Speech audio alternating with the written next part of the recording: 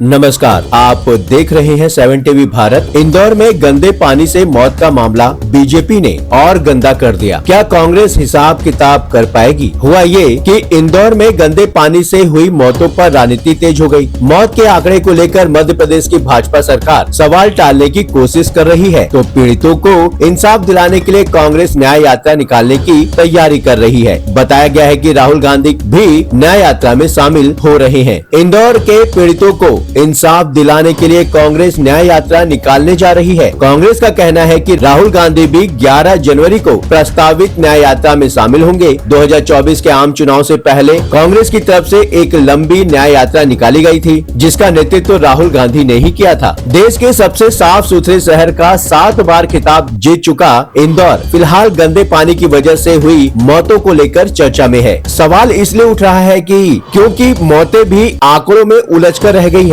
मुख्यमंत्री मोहन यादव कह रहे हैं कि एक भी मौत दुखदाई होती है, तो राहुल गांधी का कहना है कि ये फोकट सवाल नहीं, जवाबदेही की मांग है। कांग्रेस नेता राहुल गांधी ऐसे मौकों पर अक्सर लोगों के बीच पहुंचते हैं। मध्य प्रदेश में किसानों की मौत का मामला हो या फिर यूपी के हाथरस में हुई भगदड़ में मौतों का मामला, राहुल गांधी पहुंचते जरूर हैं और फिर मामले को संसद में उठाने का वादा भी करते हैं। इंदौर की घटना भी उसी कड़ी में शामिल होने जा रही है। इंदौर में कांग्रेस की न्याय यात्रा की तैयारी जोर शोर से चल रही है। मध्य प्रदेश कांग्रेस अध्यक्ष जीतू पटवारी ने यात्रा की कमान अपने हाथ में ले रखी है। इंदौर के गांधी भवन में पिछले हफ्ते जीतू पटवारी ने कांग्रेस नेताओं और कार्यकर्ताओं की बैठक भी की थी। बताते हैं कि न्याय यात्रा में शामिल होने के लिए पूरे प्रदेश से कांग्रेस कार्यकर्ता इंदौर पहुंचने वाले हैं। सुना है इंदौर में कांग्रेस की बड़े प्रदर्शन की तैयारी है। कांग्रेस के पूर्व सांसद सज्जन वर्मा का कहना है कि राहुल गांधी भी इंदौर यात्रा में शामिल हो सकते हैं। ये भी सुनने में आया है कि राहुल गांधी भागीरथ जाकर पीड़ित परिवारों से मुलाकात करने की कोशिश भी करेंगे। इंदौर में हुई मौतों के मामले में राहुल गांधी का बयान पहले ही आ चुका है। सोशल साइट एक्स पर राहुल गांधी ने एक बड़ी पोस्ट लिखी थी और मध्य प्रदेश की बीजेपी सरकार के साथ साथ गैर जिम्मेदाराना बयान देने वाले मंत्री कैलाश विजयवर्गीय को भी कटघरे में खड़ा किया था। कांग्रेस नेता राहुल गांधी ने इंदौर की घटना के लिए बीजेपी की डबल इंजन सरकार को पूरी तरह जिम्मेदार ठहराया और कहा कि इंदौर में पानी नहीं जहर बांटा गया है और प्रशासन कुंभकर्ण की नींद में सोता रहा। राहुल गांधी ने कहा, घर घर मातम है, गरीब बेबस है और ऊपर से बीजेपी नेताओं के अहंकार का बयान। जिनके घरों में चूल्हा बुझा है उन्हें सांत्वना चाहिए थी, सरकार ने घमंड परोस दिया। इंदौर में हुई मौतों पर राहुल गांधी के कई सवाल हैं। सीवर पीने के पानी में कैसे मिल गया? समय रहते सप्लाई बंद क्यों नहीं हुई? जिम्मेदार अफसरों और नेताओं पर कार्रवाई कब होगी? और फिर कैलाश विजयवर्गीय के रिएक्शन का कटाक्ष के साथ राहुल गांधी का कहना है, ये फोकट सवाल नहीं, ये जवाबदेही की मांग है। साफ पानी एहसास नहीं, जीवन का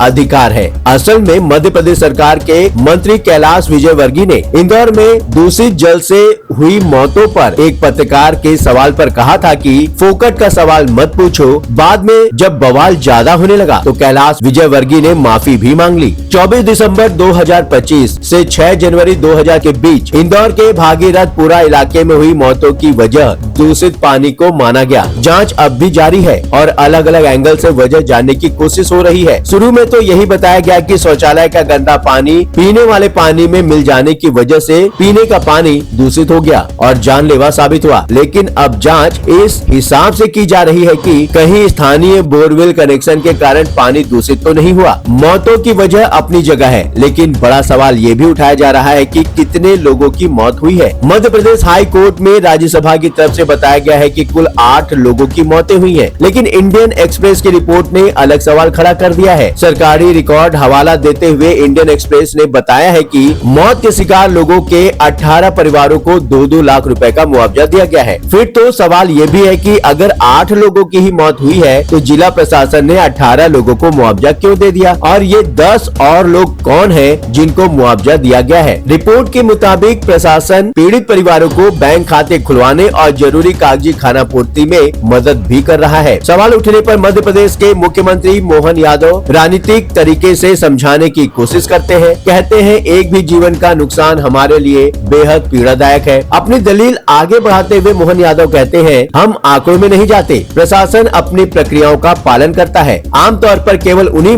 मामलों को वैध आंकड़ों में माना जाता है जिसमें पोस्टमार्टम किए गए थे। रिपोर्ट में एक अधिकारी के हवाले से ये भी बताया गया है कि कुछ परिवारों ने पोस्टमार्टम नहीं कराया। लेकर आया। मध्य प्रदेश हाई कोर्ट ने भी मौत के आंकड़ों को लेकर राज्य सरकार को फटकार लगाई। सरकार की तरफ से ये समझाने की कोशिश हो रही है कि मेडिकल बोर्ड मृतकों की अभी गिनती कर रहा है। तर्क यह है कि प्राकृतिक मौतों और पोस्टमार्टम की कमी के कारण प्रक्रिया जटिल हो जाती है। अधिकारी के मुताबिक स्थानीय स्तर पर यह लिया गया फैसला था कि फाइनल रिपोर्ट का इंतजार किए बिना ही मौत के जो मामले आए रिपोर्ट कर दिए जाएं, चेक दे दिए जाएं। फैसले में मंत्री कैलाश विजयवर्गीय को भी शामिल बताया गया है। मौतों की सही संख्या आधिकारिक तौर पर डेथ ऑडिट रिपोर्ट के बाद ही बताई जाएगी। आपको याद होगा शुरू में चेक लेकर पहुंचे कैलाश विजयवर्गीय को विरोध के कारण बैरंग लौटना पड़ा था और वही विजयवर्गीय अपना घमंड पत्रकार के सवाल पूछने पर दिखाते हैं। इंदौर के इस गंदे पानी का मामला बीजेपी ने और गंदा कर दिया और बयान राजनीतिक। इस विषय पर आप क्या कहना चाहते हैं? वीडियो में नीचे कमेंट सेक्शन है, उसमें आप अपनी राय हमें दे सकते हैं। चैनल को सब्सक्राइब करें और नोटिफिकेशन के लिए बेल आइकन को हिट करना ना भूलें। लगातार खबरों के लिए बने रहिए 7 टीवी भारत के साथ।